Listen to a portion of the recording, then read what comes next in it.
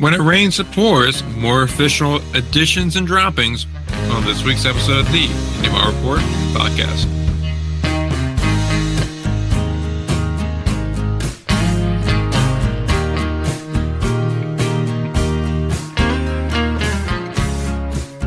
We're back, episode number 387 of the IndyMar Report podcast. We are back to full strength this week. We were not lost in the rains. Isn't that right, Ryan? Sure, I'm back. We did it. Look at us. How big of an MVP is rice? Not Ben Rice, but like Chinese rice. Just white rice, really. I'm not trying to make it a race thing. I don't know why you had to bring up Chinese. Well, that's the best kind of rice. It's a superior rice, Ryan. It's sticky. I like a good sticky rice. Yeah. Yep. I don't know. I'm really trying. I have to think about every sentence I say in this situation because it is immediately putting me in a vulnerable spot.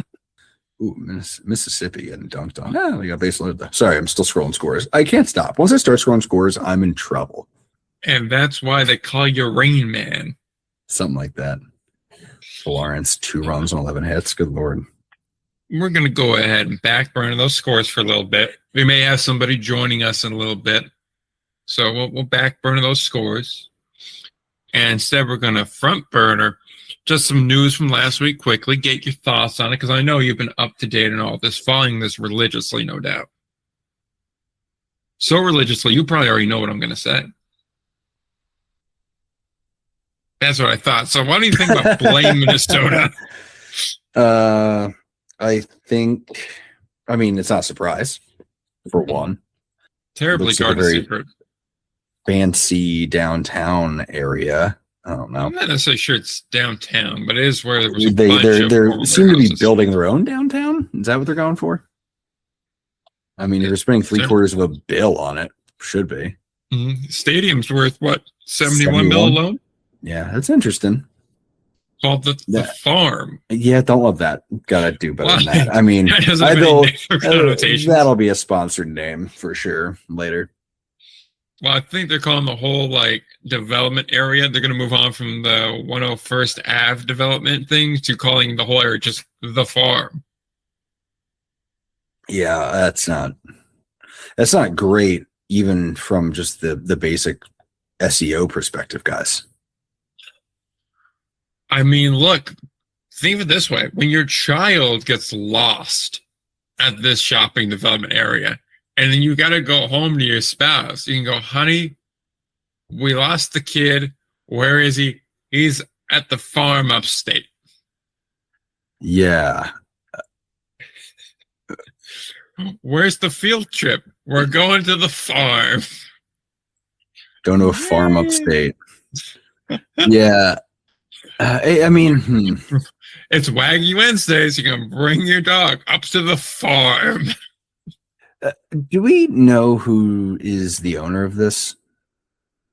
I don't know about the team itself. The development is obviously city funded, and then there's a bunch of other private ones here.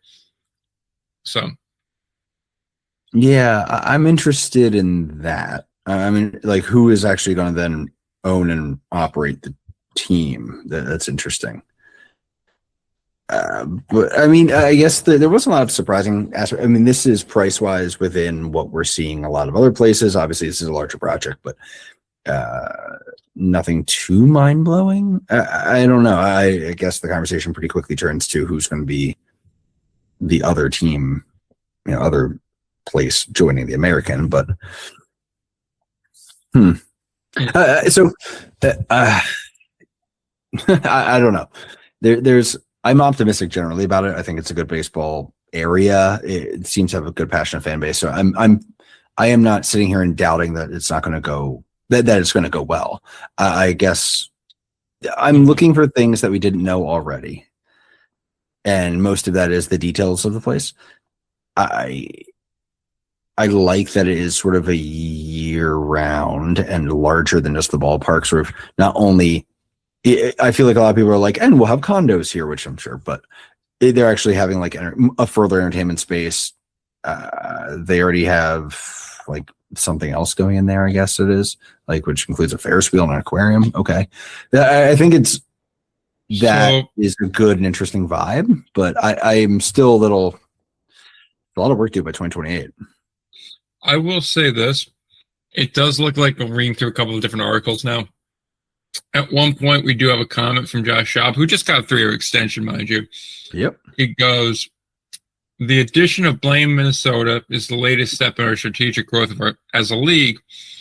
We welcome Rob Bader, TWAN, Corey Burstad, and their team, and most importantly, the fans of Minnesota to the American Association community and the business partnership that, like many of our other franchises, goes well beyond the diamond. So to answer your question, I imagine it's one of those people. So we'd have to do a deeper dive. Oh, cool. The farm has its own page. That's great.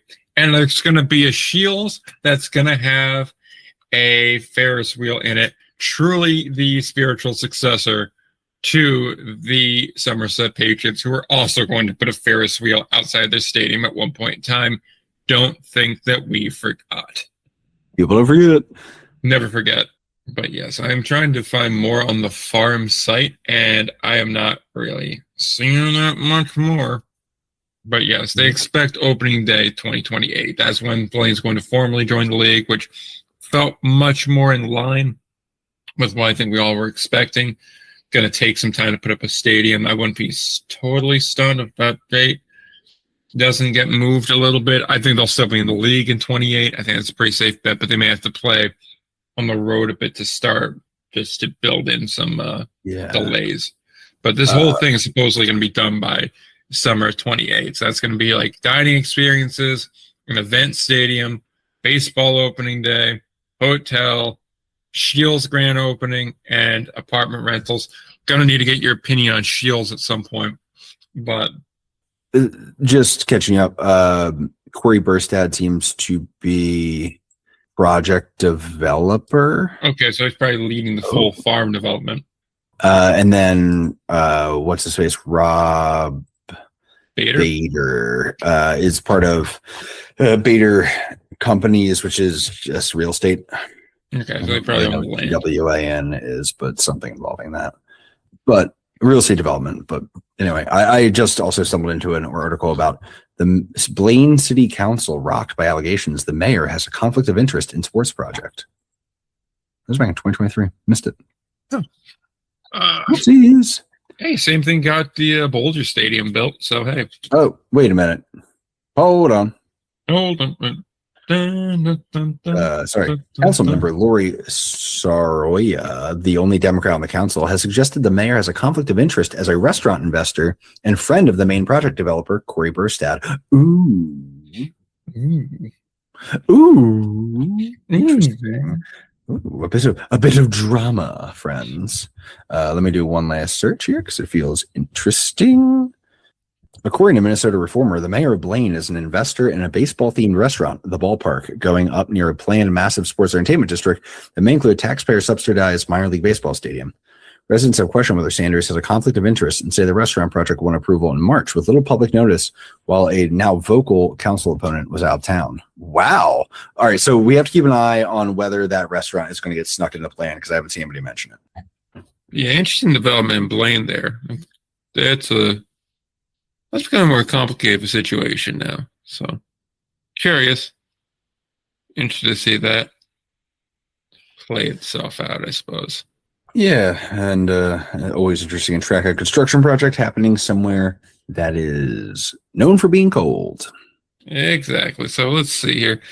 We want to make a prediction now, 2 years, 18 months in advance as to whether or not they're playing a home game in May of 28. They might be, but I don't think it's in It won't be at the farm stadium. I mean, even if it is, I think it's going to be one of those things where the clubhouses are still being worked on or something. That's I don't fair. think we're at 100% completion for opening day. I also wonder where they hit the road for a few weeks to start the season, which we've seen before. I mean, that's guaranteed. They'll push back opening day for a while, but I also wonder the thought process of having people walking into an active construction zone for their first time through a ballpark. Yeah. That might not be as big of a deal. I mean, I just wonder, experience-wise, getting in and out of the ballpark, or they're still building up the shopping centers and everything else around it, how that affects you in a new fan base. You know, your first that'd time. be lots for parking. Convenient. True. I wonder if they're I like, get look, that. it's a The pain in optics the of ass. it. I'm not coming back, kind of deal. Yeah, I think at least for that, a lot of people like you understand it. You know, it's one thing if it's I mean, you understand until you're stuck in the line leaving. if it's guests. I don't think that would be. I don't know. I think that seems unlikely to be a huge issue. Yeah. I just think, yeah, I think it's more likely that people just have to be kind of patient about it. Fair enough. Only other big piece of news from last week to cover real quick. Cleburne and Kane. I only really mentioned Kane last week. Cleburne, I wanted to suss out a little bit more because it felt very odd for them to jump to the Frontier League just because Miles is nearby. But then I started realizing, hey, Mississippi isn't really that far, and you can start building out there. The reality is everything's far when it comes to Cleburne. So if you can find one in a southern state, that helps out at least to a degree.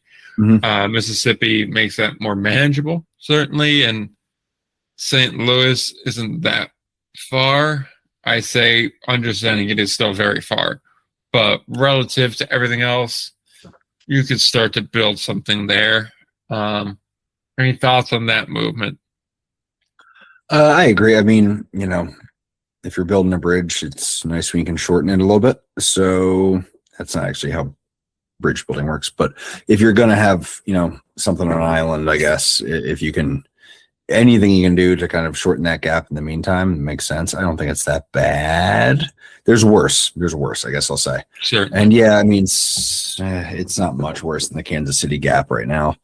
And Mississippi to Cleburne, it's, you know, doable from Pearl. So yeah, I don't think that's prohibitive, I would say. Plus, in theory, that would also help you out for teams going into Mississippi as well. You could, in theory, play Mississippi first, shoot over to Cleburne, and then if you need to take a flight, all of a sudden, I have to imagine it's a lot easier to fly into the Dallas-Fort Worth area and bus to Cleburne than it would be to have to fly into anywhere near Mississippi, just play some games there, and then shoot out or go up to Gateway. Yeah. Are there any other Rev teams? There's Long Island, which we haven't discussed the theory, at least on recording, that we've discussed off recording for quite some time now, which would be they're the only other independent team that isn't in the Frontier League. Schaumburg's a Rev team, for what that's worth. So what's their future like? To speculate. Mm-hmm. You know, it's kind of odd that if you're Rev, you're looking to put all your teams under one roof except for one. Yeah. I mean, there's a chance that maybe there's some sort of separate deal there. I could see something, by the way, you know, when Frank sold, I could see something in the paperwork kind of being like, you got to stay in the Atlantic League or at least stay for a certain period of time. So that also wouldn't surprise me if they're, you know, they're consolidating as much as they can and they won't be able to go 4 for 4, but it's interesting. Interesting to watch. I think it is there. I could definitely see it being a situation where it's like a Atlantic League or affiliated or nothing else. Mm-hmm. That could be a situation there. But I think what you're saying with the timer is a little bit more accurate. Plus, I mean, like, again, just speculating. I'm not sure how likely or unlikely it is, but it does fit the footprint. And depending on what the future expansion plans of the Frontier League are, you know, sliding Long Island in with the Jackals, wherever they may wind up, because I don't think at this point we all know Hinchcliffe is not a viable alternative going forward. Something has to change there. I understand the situation is a lot more complicated than that, but I have to believe that we're all understanding that drawing 35 fans a game is not a tenable option. Hey, that's not what the reported attendance is. Oh, yes, sure. Let's go ahead and turn on state TV and see what they say today. In other news, in food news, you've had enough to eat today. Yeah, it fits in there with wherever the Jackals are, with the Boulders, with the Miners. You now have a nice, tight, you know, New York area pod.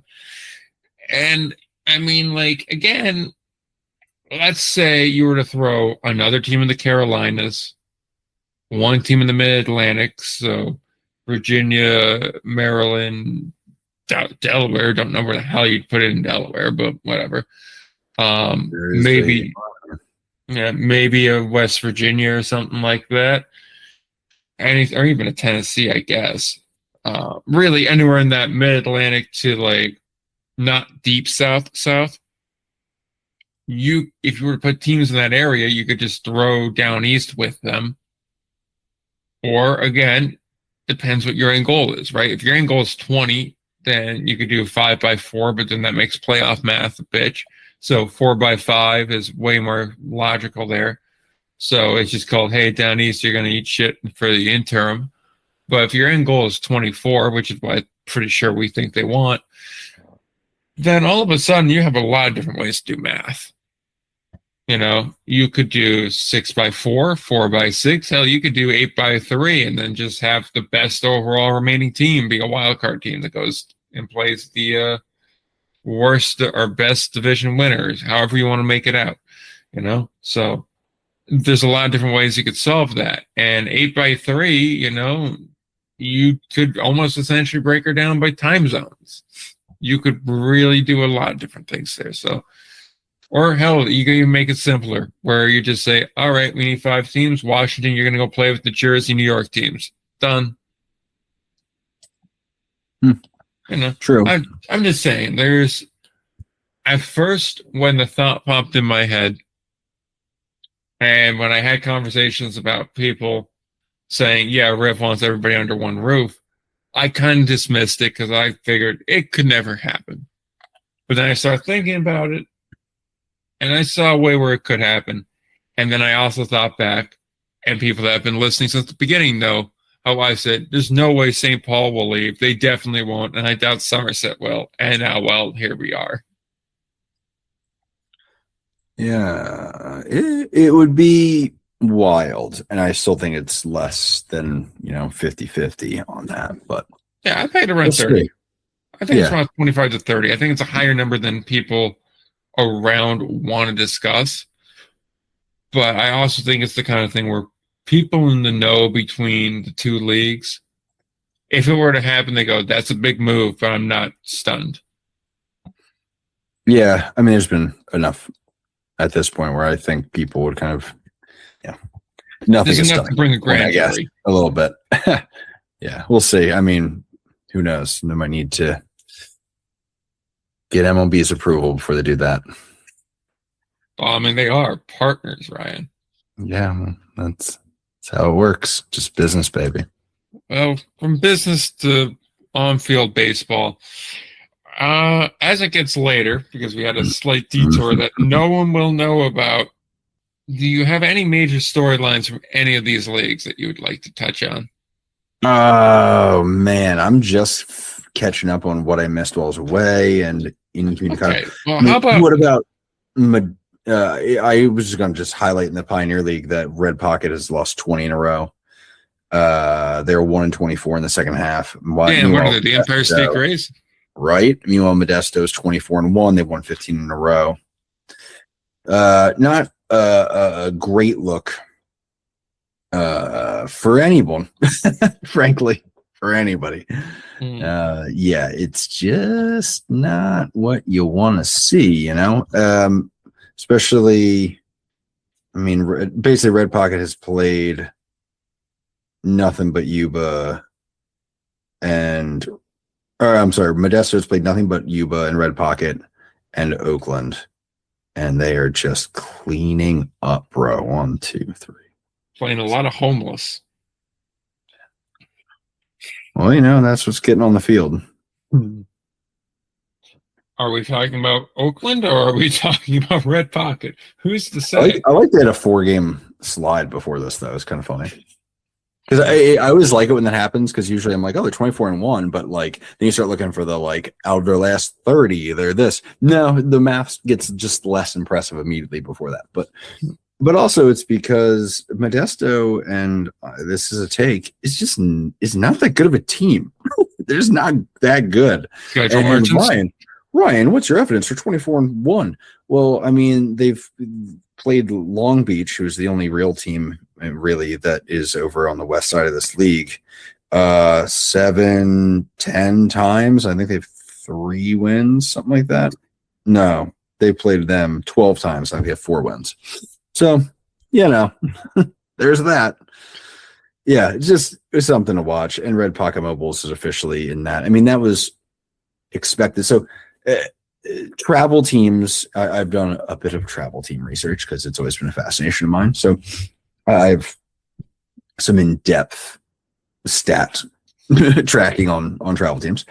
They basically kind of go one of 2 ways, which is utter disaster in the beginning of the season that can't get any worse and slowly starts to sort of collect a little bit of legitimacy, not even legitimacy, just as in like they might win a game of series as the season goes on.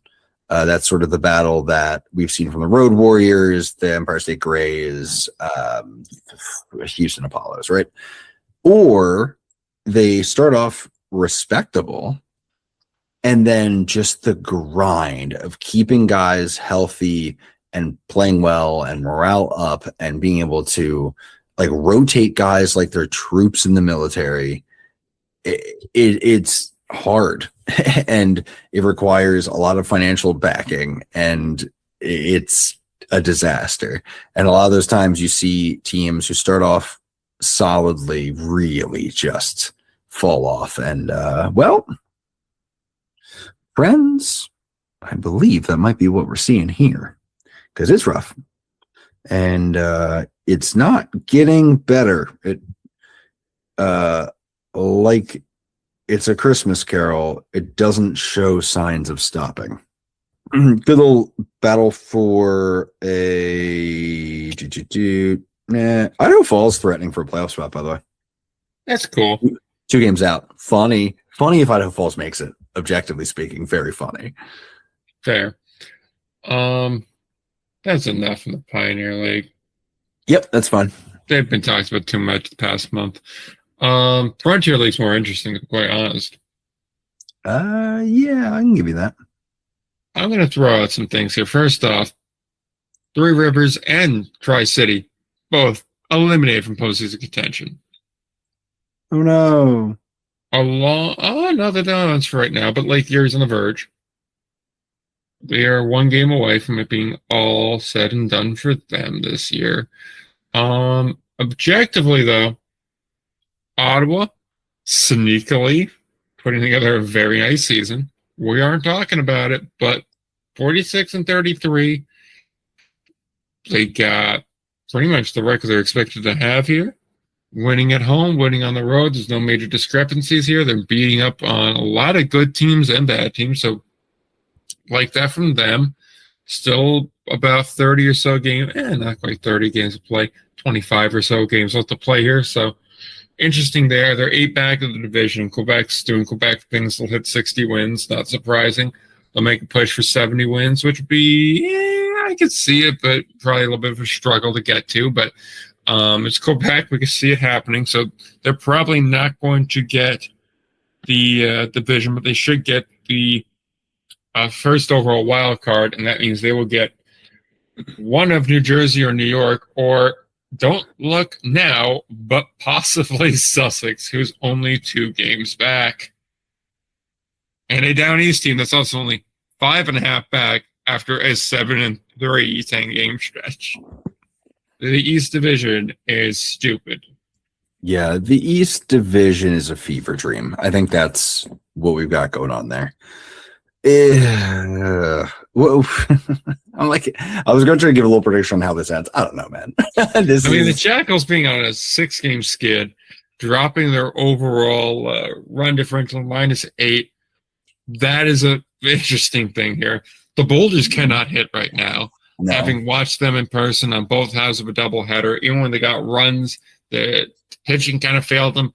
They're a team that is desperately trying to find a port. So you tack on both of those teams, same winning percentage. They're both tied at the top there. The Miners, who have not been really impressive to any point in this season here, but are a little behind where they probably should be. are now limping into a position where if they don't win the division, they certainly are still in play for a wild card. Right, which is what is the wild card going to be in this league? Exactly. And then we still have to go with the objects in the rear view are closer than they appear because Down East is 5.5 back of the division and also 5.5 back of the wild card simultaneously.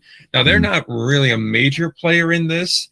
The stretch of the season from when TJ White left to just recently, I think, is unfortunately too much of a gap for them to make up, although the improvement is nice to see all the same. And I guess we're colluding Down East in the conversation. Brockton should get a mention, although they admittedly are playing some bad baseball at the worst possible time. Not good for them. So really, it's the East Division right now that's going to determine what's going to happen here. We know Quebec is going to get the worst wild card. We know Ottawa is going to go to one of New Jersey, New York, and Sussex. And two of those three have to make the postseason. Again, barring a complete collapse from one of the three, and Down East just continuing to run this hot streak the rest of the way home, which, again, I just think is doubtful, but happy to see them making a push. Yeah. I mean, will the winner of the East Division be within a week of the second place team in the North? Is a question. I don't think so, to be honest. I have no idea who gets it done in the East. I'm tempted to think Jersey gets it done, though. If I had to pick like head to head between the three of them, I would pick Sussex right now. I don't know. It's because we saw this move from Sussex last year, where like they slowly were making the move and then it happened. Yeah, and, they're nightmares.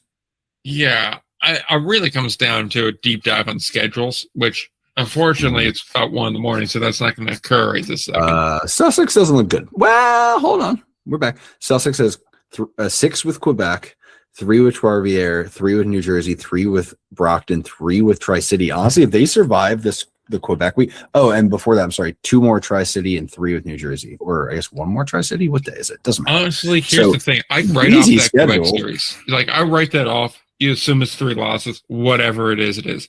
Well, I mean, they got 6. It's 3 away, 3 home. So so that's a little bit more. Try to get 2. But, okay, yeah. So if you can go 2 and 4 against them, then it really I feel good about everybody. It comes down to those 2 New Jersey series because you need a winning record on those. Yep, gotta be 4-2. You need to pick up 2 games on. I mean, you pick up the 2, you're tied there. I mean, you cannot walk away split there. 3-3 does not do anything, and it could sink you. 4-2 is where you want to be. Honestly, you want a little bit more than that. You'd like 5-1, but that's a very steep ask. Oh God, the thought of Bobby Jones having those teams phenomenal there. What's New York looking like out of curiosity? I'm looking now. I think their schedule's a little more difficult. I have a slight conflict on the schedule, so I'm checking it. Okay, here we go. They've got. You're running New York right now. Going to run New Jersey. Okay. They got 1 more against Trois-Rivières, and then they got 3 with Quebec. Okay. 2 with New Jersey, 3 with Brockton, 3 with Ottawa, 3 with Brockton, 3 with Tri-City, 3 with Quebec, and then Down East to finish the year for 6. Okay. No, not for 6. For 1? No. Is that right? Hold on. New Jersey, I think, first out here. Do they owe Down East a game? I think they may. Yes. It's either they may own Down East a game and they may owe Sussex a game, because I see here on the New Jersey schedule, I see they owe Sussex a June 5 game, and then I see in the today game, the 13th game against Down East for New Jersey. So, and then I see 2 Quebec games that are just kind of sitting in the ether from May 24th. So I don't know if that means anything from New Jersey's perspective, but let's assume for a minute it doesn't. and just starting on Friday's schedule, seeing as people are going to be catching this in the middle of that season or series. Ooh. They go at Sussex, then New York for a pair. That's weird. Just two games. Okay, right. Whatever. You're seeing the confusion I'm seeing. Yeah, I don't know there. I guess it's just a weird schedule quirk. Whatever. Moving on from there, Tri-City to Brockton, back to Sussex. These are all home games, mind you. From New York straight through the second Sussex series. Whoa, hold on. Barring something weird here, from August 18th, they don't play another game on the road until September. But admittedly, that September stretch is 3 in Quebec and then 3 at home against Ottawa to finish the year. That's a bitch of a 6-game stretch to end the year. And depending on what Sussex is doing at that point, that could be a tough 9-game stretch. Realistically, you only look at the Brockton series, and the Tri-City series is kind of like a reprieve here. Everybody else is either fighting for their lives or a quality team. Yep. So New Jersey's in a, I don't want to say they're in the worst spot here, but because at this point, you'd have to assume Sussex is in the worst spot. They have the most ground to make up and the least amount of room for error. But this is not looking good. Squandering the Down East series has really hurt them. That's really what it boils down to here. And simultaneously, Sussex taking games against New York has tremendously helped their odds. I am just going to say here, I don't think it happens. Yeah. But it's hard to not at least point out that Down East plays a lot of games against these teams and just good. And I'm not saying Down East is capable of this. I'm saying the other teams are capable of losing to Down East. I mean, when you think about it, they just took 2 against New Jersey. Yeah, well, the division leader at that point. So I mean, here's the thing. I mean, we've discussed in the past. Down East's problem is the pitching, particularly the relief pitching, but pitching in general. Yep. All you really need is 2 or 3 relievers that you can lean on here the last month, and 3 starters that you trust to give you a quality start. And that's it. It just also depends on when you're catching New Jersey too, because New Jersey's Connor Mariniak, I ruin that every time. Sonny Fauci, and depending on the day, but usually not, Jojo Rodriguez. They have 2 starting pitchers at this point in that 5. If you catch them for 3 games, you could possibly not see a starter giving up less runs than he has innings against you. That is the vulnerability going on there. And then we see the runs being allowed by these other teams. I don't know. I'm not going to say nothing here, but if you're Down East, you are far, far from out of it. Because here's what your weekends, starting again from the weekend series on. They play at Brockton for 3. They host Tri-City. Or not Tri-City, Three Rivers, from the 18th until the 23rd. That's 6 games. Then they go up to Tri-City for another 6. Then they play Evansville for what looks like 6 as well, unless this schedule is looking weird. 2, 4, 6, yep. And then they finish at home with, a glitch in the schedule where it has September 9th. I don't know what's going on there. That's the thing where I'm I don't know why it says it so many times. I have another schedule that just has it once, and that would be potentially the extra game if that is a thing. I don't know. I got to dig back and find that in the schedule, but okay, I'm going to go to their website and pull that schedule like that here, because if that schedule is accurate, the one I just read for Down East, got a shot. There you got a really good shot. I mean, that's 12 games. The complication for them is that they have to make it all the way to the division lead. But the good news for them is the division lead is basically the same as what the wild card would be for them. It was the same as second place. They don't necessarily need the division. They could be second place. Second place gets it done. It is accurate. True. You're right. Damn, dude. Brockton really. Yeah, they don't play those New York games at the end. But I mean, I don't love having finished Evansville. 6 against them to end the year, I don't love it. I don't love that. But I mean, they're making a push. Mhm. They have the opportunity. There's 12 games here, really 15 games here, where like the floodgates can open for you.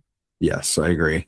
And if you can go say 12-3 in that stretch, and then you're able to just play 500 ball against Evansville, is 15-6 good enough? I mean, 15-6. I don't think you need 15-6, man. okay, well, I mean, that makes it even easier. I mean, 51 wins definitely gets the job done. You might, only because everyone's playing each other and the wins have to go somewhere, but I'm like, I don't know. I feel like there's a lot of potential loss out there for everyone else. I mean, I guess you do have to make up, 4 or 5 games, so maybe. Yeah, but that's what I'm saying. Like, is possible. 50, I mean, they got those in right now. Way more interesting. I know it is. See what happens when it's hard to make the playoffs, American Association? Do you see the fun you could be having? And that's before we even talk about the matchups out west.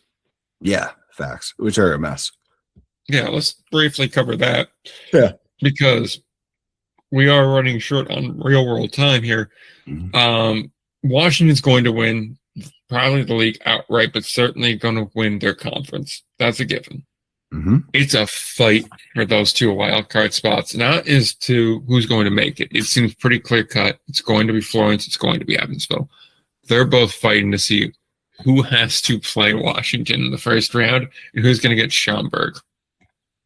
The Schaumburg team, mind you, that has a worse record than both of them at the moment. They are on a 5-game heater. I'll give Schaumburg that.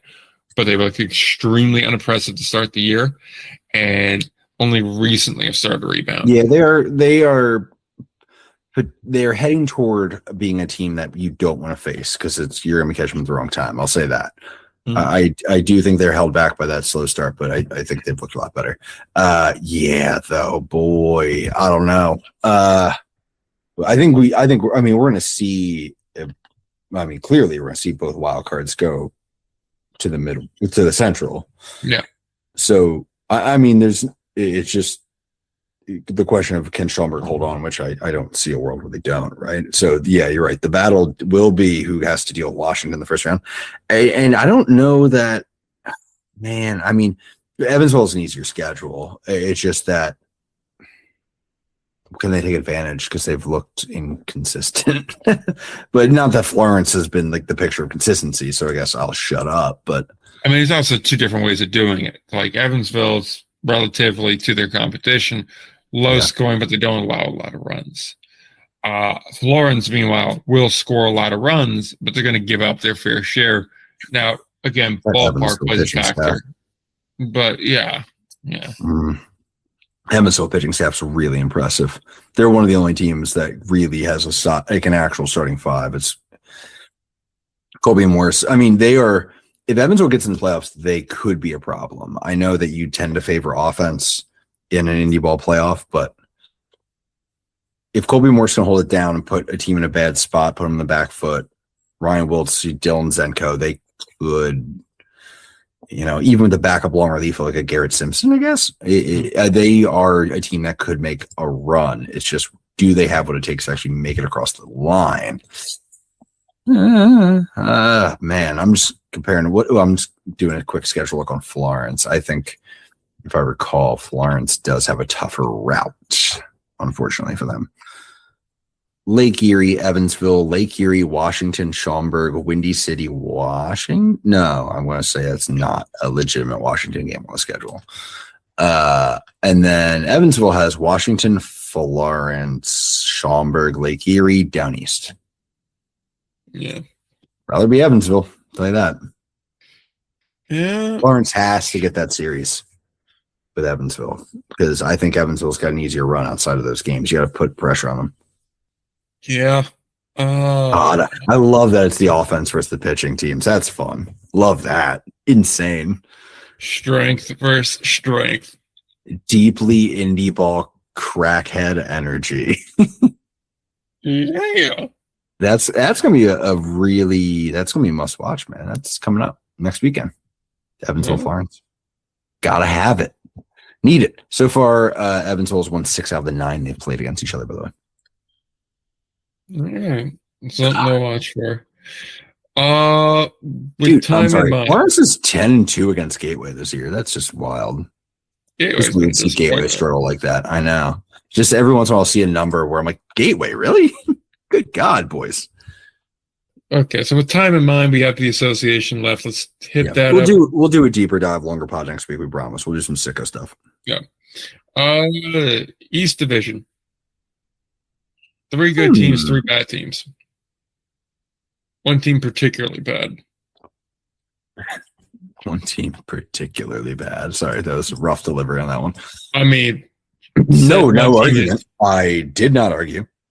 I mean, Chicago is like on crazy bad stats. I mean, there was stats. They have 23 wins and the next closest is 30. I mean, look, is 60 losses bad? Yo, I just realized something. They could be eliminated by the time this pod comes out. Wow. Like a dog. ... yada yada yada dog in it. Anyway, Evansville or hashtag no mustard. Talk about not having any mustard, am I right? Talk about not being able to muster a good season. It wasn't my best. It's fine. Gary's got 9 games. They're eliminated. I know. Poor babies. Hey, look, I view it like this, right? That means they're going to get to game 85 at least. 85 100. And I think they can keep it alive. I would love to know like when the last time was that they were alive this late in the season. It had to be a while. Not like this late, you know what I mean? But like that they'd be getting eliminated that late, like 80 something in. So honestly, it may be a Lamar year just because first Lamar season. Just because there are some really bad years. Do they have the Apollos in their division the one year? They may have. I had to look it up. They did. I think they did. Yeah. I'm not to over focus on them because they got a good run in. I'm excited for what Gary has in the future. Houston Apollos were not in their division. I lied. I'm wrong. That's weird. Anyway, I just assumed because Lake Country is in the north, but no, man. Houston Apollos didn't give enough credit, man. Only 36 games out of the playoffs that year. Anyway, what do we got? Actually, different. It was. I think a different number than that because they changed the playoff system. Anyway, what do we have going on here? Yeah, that's done. The East is done, right? Yeah. Because Gary's not getting Cleburne. Though Cleburne is doing their damnedest. Lost 11 out of their last 30. Lucky for them, Gary and Chicago both lost 22. I'm sorry. Yeah. Cleburne's lost 19 of 30. Gary and Chicago both lost 22 of 30. So Cleburne has somehow managed to gain games on the playoff cut line while going 11-19 over the past like month or so. East relatively uninteresting, although Kane County starting to get into form is of note. Yeah, it's fun. Keep an eye. Yeah, they may run down Lake Country. They might. Yeah, Lake Country. Lake Country does. They've had a good week. Until then, I was kind of like Lake Country could be a first round bounce. But I know. I think they're starting to come back around a little bit though. I mean, let's be real here. They play a team like King County. That could be a problem for them. Yeah, it's also true. I mean, it's that or they go to Cleburne. So, like, neither is a great option here. Yeah, they might get washed. We'll see. To the west, though, what do we think? Oh, that's a lot more fun. I mean, Lincoln's somehow still in this, despite being whatever they are.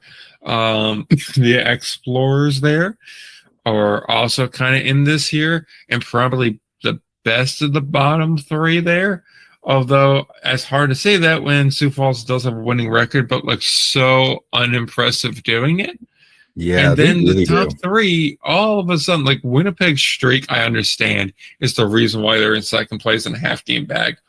But like being a half game back also is a byproduct of like Kansas City kind of falling off a little bit. And Fargo is really just like the just keep swimming team this year. Mm-hmm. Just chugging along, making it work. I am distracted greatly by the Sioux Falls situation. I gotta be honest with you. Sorry to backtrack immediately, but being 39 and 36, which is basically the same record as 39-37. 39-37. Okay, they're over 50 runs below, on run differential. Yep, 56 at the moment. Jesus, They've allowed 519. Next closest team. Oh my God, would what be honestly in either either direction is Chicago at 556. You're looking for the team above them. I believe it's going to be, yes, it will be. It will be Lincoln coming in at 467. I mean, Sioux Falls, their expected win-loss is 34 and 42, which, like, if we were playing by expected win-loss, like, that would put them out of the playoffs behind Sioux City. Like, it's, like, a massive swing. It's crazy. I don't know. That is shocking. Now, back to it. I don't know that anyone catches Sioux Falls. Well, hold on. How many games does Sioux City have against them? That's really the question. Yeah. There's 24 left to play. Tears them up. You're like, well. Here's the thing, though. There's enough games left for it to be play done. Each other down the stretch. That's weird. Even still, though, there's 24 games left for each side here. Like, it's not an impossibility. Yeah, plan to go. No, I agree. I don't know that I would predict it. In fact, how about this? I have a hot take. Ryan has a hot take. I'm going to age like milk. I think it's more, I'm not necessarily predicting it. I'm just giving the take. I think it's more likely that Lincoln beats Sioux City in the final standings than Sioux City beats Sioux Falls, which, that's not that bold of a take based on the standings, but it is Lincoln. That's the thing here. A bold take. On caricature, it does come across as a lot more bold. Yeah. Yeah, that'll happen. Is there anything else you want to say about this league? Or are we good to cap it for the week? We'll do a deeper dive on basically everything next week. Okay. This is a weird one for sure. Lancaster win the night? Yes, they did. They played Staten Island. They did one today. Yeah, that's right. I watched the game. Idiot. They won 9 in a row. Watch out. Second half Stormers. Classic nightmare fuel. I hate them so much. I don't hate them. I just hate that that's just the way it works in the 2-half system. Oh, well, nevertheless, York's got the division wrapped up, so it's all good. Because remember who won the first half, Ryan? That's right, Hagerstown, dude. I'm so conditioned to not even thinking about that. Yeah, so for once, the devil magic won't work. Yeah. Meanwhile, at the seance, yep, real quick, do we think? Oh, I guess Gastonia is going to finish out the. Well, hold on. Do we think Gastonia catches Southern Maryland? I will be honest with you. I could not begin to care less about the South Division because they're all a joke. Really? I think it's a genuine joke. No. You cannot be as interested as you are in the East Division and also as interested as you are in the mid-tier race for who can not play Washington or the American Association race for who's getting the third and fourth playoff spots because that's the only race that maybe is interesting. And then be like, no, I'm not interested in Southern Maryland Gastonia. Get the hell out of here. I said the whole division. I said the whole division. And here's my reasoning why. In each of those other races that you just mentioned, it presents the possibility of some sort of grander upset in the large scheme of things here. There is no potential of that in the South. Here's my reasoning for that. You see, it does not matter if it's Lexington. It does not matter if it's Gastonia. I don't believe it's going to be Southern Maryland, but if they get there and open up a wild card, that would be fun, and that'd be exactly what Long Island needs because that's really their best shot at making the postseason, and it's literally the only interesting scenario out of this whole thing here. Because at the end of the day here, right, Southern Maryland versus whoever does not fundamentally matter. What matters is, can Hagerstown win playoff series against a York Pride team that is extremely hot right now? This team is 27-7. They were getting hot to end the first half. They've kept it up, and more so here now. So I look at it like that, right? I I mean, So that is kind of the overcoming factor here. I kind of believe York's in line for what would it be, a three-peat? I would say they're probably favored. Sure. Yes. So fundamentally, you look at the South Division here. Total body work and smaller body work. Which one is going to beat them? I mean, Southern Maryland does have a winning record against York this year. How much are they playing in the second half? Don't worry about that. Cool. They're not going to do it. Great. So that's what I look at when I see this here. I don't really see much of interest. I see a bunch of teams all competing to be the team that gets beat by a real contender. Now, I will say this to that extent. I do think that of everything here, I mean, maybe Gastonia could be interesting. I think the most interesting outcome still would be Southern Maryland catching Lexington, holding on, winning the second half, letting Long Island in, and then us getting a Long Island York final. I think that's the most interesting thing, strictly because those are probably the best two teams at the moment. Kind of kills me to say it because they're both villains in this league at the moment, for similar and separate reasons. But regardless, they're the best two. That would give us the best actual baseball finale to the Indy Ball season. So I'm kind of rooting for that as much as I would like to see Hagerstown and Southern Maryland, strictly because that'd be fun. A first-time champion is fun. Mm-hmm. Let the baseball supremacy go a little south of Pennsylvania for once. So, I think that would be what I'd want, but I do think a Long Island York series is probably in the best interest of the league, although the possible hilarity of Long Island winning and then piecing out to a different league would admittedly fuel me. Just like the distinct possibility of Kane County three-peating, then dipping to Quebec's territory fuels me.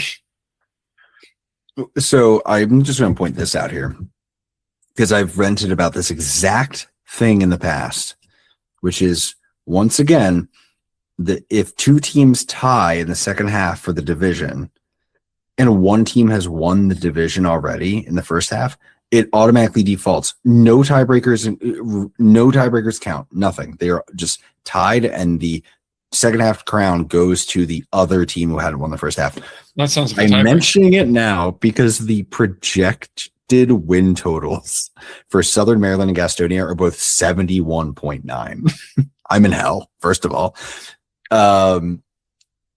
I think we're gonna see York, Hagerstown. Well, obviously Hagerstown, but like York, Hagerstown, the north. And I think, oh God, I don't know, man. I guess I have to favor Gastonia out of the south with Southern Maryland.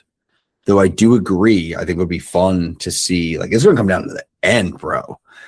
I don't think so. I did look. We don't have that damn situation we've had before in the Atlantic League with the 2F system, where one team benefits by losing at the end. Because I hate that. Who was it? Was it Southern Maryland who like knocked themselves out of the playoffs a couple years ago? Could have been. I forget who it was. Somebody did that. But yeah, I don't know. But it's going to be freaking. It's going to be down to the wire, man. It's going to be close. We'll see. We'll see. I don't know. I love Atlantic League, man. You know me. I'm all horned up for it. I don't know how to do anything other than wrap this show up on that. You're here this weekend. It's a shame. Maybe you should come down. We know that it's highly likely York will have a playoff game. You should come down for Atlantic League playoffs. And if we play our cards right, maybe we can catch a Hagerstown game too. You'll plan this out. We got plugs to do. Plug things. Go. Indie Ball Nation on Instagram, YouTube, Twitter. It doesn't matter. Maybe I'll post, maybe I won't. Whatever. Podcast play. I don't know why I'm even saying podcast platforms. Whatever. Life.